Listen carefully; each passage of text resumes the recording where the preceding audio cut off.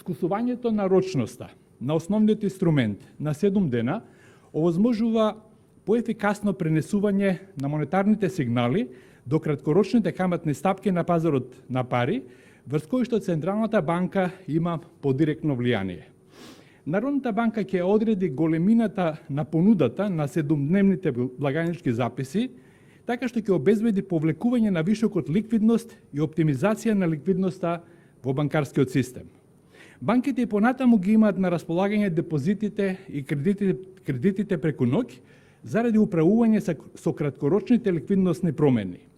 Во услови на премин кон новата оперативна монетарна рамка, непроменетоста на монетарната политика ефективно се обезбедува преку поставување на каматната стапка на 7-дневните благајнички записи на нивото од 4% и зголемување на понудениот износ на основниот инструмент.